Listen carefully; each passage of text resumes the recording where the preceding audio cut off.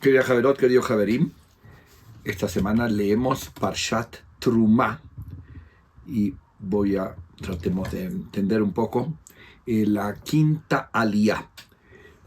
Todo Trumá trata de la construcción del tabernáculo, el templo del desierto, que era transportable, y la donación de las distintas materias primas y la construcción de los distintos artefactos del tabernáculo, como la menorá de 7 brazos, el arca, el altar, del incienso. Y el Hamishi habla de la cortina, que cómo se iba a hacer la cortina que separaba dentro de la tienda, dentro del Mishkan. La primera parte tenía la menorá, el altar del incienso y la mesa de los panes, y después había una cortina, y detrás de la cortina estaba el Aron Abrit, el arca de la alianza, donde estaban dentro de ellos las tablas de la ley de piedra, más el polvillo de las primeras tablas destruidas. Y había una cortina. La cortina era para separar, y nos da todos los materiales que se necesitaban en la parte textil de la cortina y cómo se iba a colgar, etc. Y era muy, muy estricto.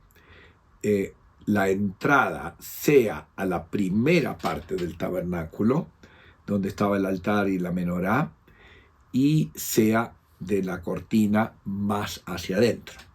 En la primera parte no podían entrar un Israel común, sino solamente levitas y Kohanim, que ellos tenían permiso para entrar, ordenar, limpiar, etc. Detrás de la cortina, cuando estaba el tabernáculo estacionado, porque muchas veces era transportado, ¿no? Si cuando era transportado había que buscar la manera, pero cuando estaba estacionario, solamente podía entrar ahí el Cohen Gadol en Yom Kippur. Se refería a la construcción del templo, que iba a ser, digamos, una figura agrandada del tabernáculo, mucho más grande que el tabernáculo, pero tenía las mismas características con la primera parte, la segunda parte, el sitio donde estaba el altar para las ofrendas. Detrás de la cortina solamente podía entrar el Cohen Gadol en Kippur, y desde ahí pronunciaba el nombre inefable de Dios de las 22 letras. Eso era Sanctum Sanctorum, en hebreo Kodesh HaKodashim, mientras que de la cortina hacia la puerta, hacia la entrada, era solamente Kodesh, era santo, y la parte de adentro era Sanctum Sanctorum, mucho, en una intensidad de santidad. El Talmud cuenta muchas historias asociadas al Kodesh HaKodashim, por ejemplo, que los Kohanim, que no eran merecedores porque eran corruptos, cuando entraban en Kippur se morían adentro y había que sacarlos con cadena, y hubo una etapa en la época romana donde se murieron muchos Kohanim Gedolim porque era mucha época de corrupción, y la cortina era la frontera. Perdimos un poco esa, con la democracia y con el acceso a todo, perdimos un poco esa sensación que era positiva, que hay cosas donde no podemos entrar. En un tiempo, en las sinagogas, el acercarse al arca tenía como una imagen de que solamente se acerca uno al Aron HaKodesh para sacar la Torah, durante la tefilá, pero no nos acercábamos de manera común a la cortina. Luego se fueron relajando esas costumbres, y hoy cuando alguien quiere pedir algo se acerca, pero también los chicos juegan delante.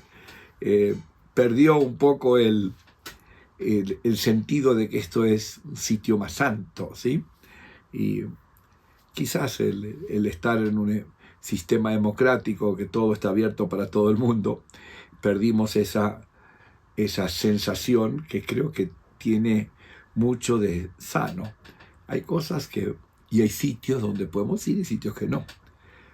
Tenemos también hoy, aplicándolo en un sentido mucho más amplio, nosotros al Harabait, al monte del templo, hay una cierta parte donde halágicamente se podría caminar, pero después no se puede pasar.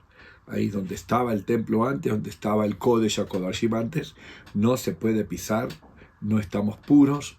Entonces debemos seguir respetando esas reglas de que hay ciertos sitios de no fácil acceso o de no acceso para todas las personas.